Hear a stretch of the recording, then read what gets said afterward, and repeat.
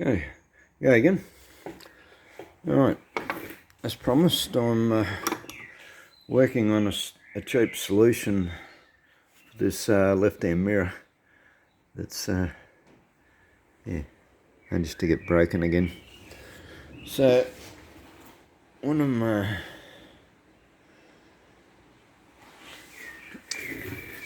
I did go along to the glass place to see if I could get a mirror to fit in it. And it wasn't until I was actually at the glass place that I realised there's a curve in it. I don't know why I didn't realise that earlier, but yeah, the glass bloke picked up on that straight away. He said, well, you can't put a glass mirror in there because it's curved. So then I contemplated, well, heat it up, flatten it out, which you could do.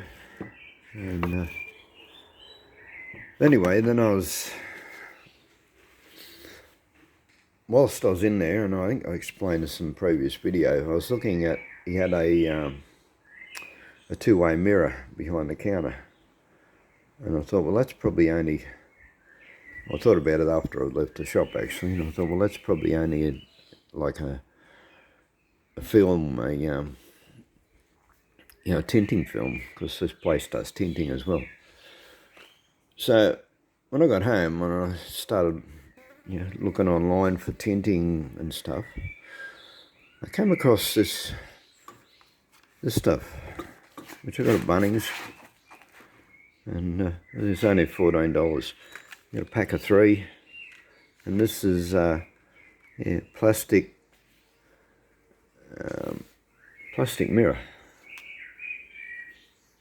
and as you can see, you can bend it.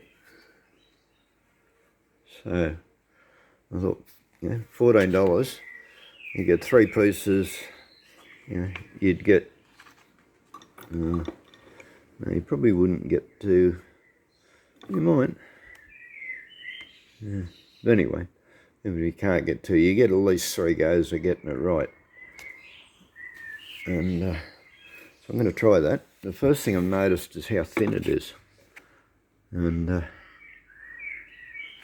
so I would have to make, imagine it's adhesive.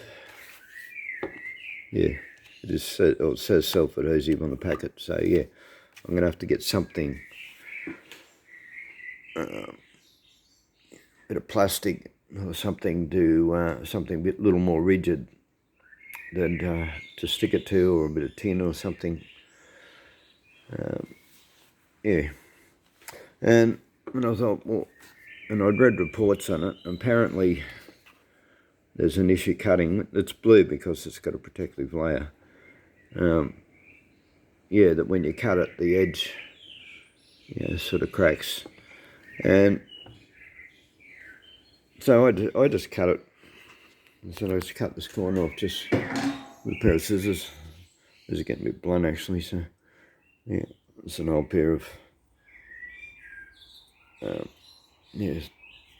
sewing scissors. I can't think of the name of them. Yeah, the shears. Anyway, they're made in Sheffield, England. That was probably the best find I've ever had from the tip. Yeah, I've had them, oh geez, 25 years now. And I've sharpened them once. They're getting due for another sharpen. I cut everything with them lumps of wire and thin bits of tin, and yeah, they're marvellous. But anyway, that's beside the point. So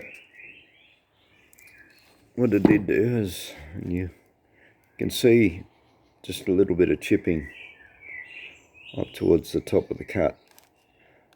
The bottom of the cut, there's no chipping because I used a bit of 400 emery and I just sort of went round it. So if you made it, just a little bit bigger, only a mil or so, and then sanded that millimetre off, then you'd get rid of that little bits of chip from where you cut it. However, it probably wouldn't matter in this because it actually sits in there, more than a millimetre inside this rubber thing, so it'd probably hide it anyway.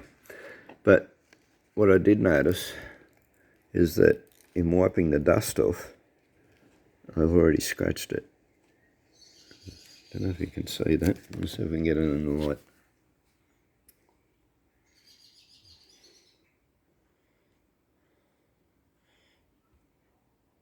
The camera's not really picking it up.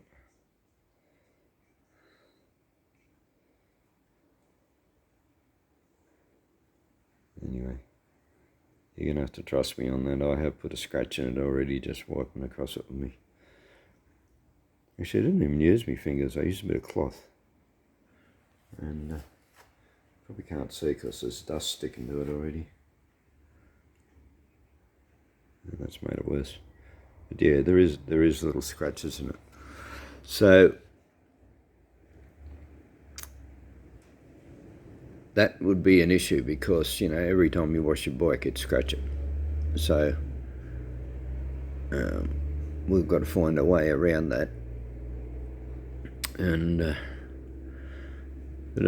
what I'm going to do, I've got a little bit of clear coating to do a bit later. And I might spray a little bit. Actually, I've got to mix up quite a lot. Yeah. I might cut a test one first. Cut one the right size. And I won't stick it to a backing or anything, but yeah, I'm going to spray over it with some 2-pack clear. So that'll set, you know, hard enough that you can wash it without scratching it. Whether it will stick to it, that is the issue. Also the thinner content within it might muck it up too. So there's a few possibilities that won't work. But yeah. Anyway, like it does. It's a reasonable mirror. Yeah. When your side mirror on the bike, yeah, all it's got to do is show if you've got a car beside you. Yeah, does that plenty good. But yeah, the scratching issue is what I'm concerned about. And if you're very careful, I suppose it wouldn't be an issue. But yeah. Anyway, what I'll do is I'll update you. I'm going to try a few different things now and see if I can make this work. So, because yeah, what I've looked online, and there just doesn't appear to be any second-hand mirrors around, probably because everybody's got the same issue. It's fallen off the stand, smashed the mirror. Nobody's got a second-hand mirror. So the other option's like $160 or something new. So, yeah. Anyway, if you're interested in seeing how this goes, stay tuned, and yeah, sometime within the next day I'll get back to you. Okay, thanks for watching. Bye.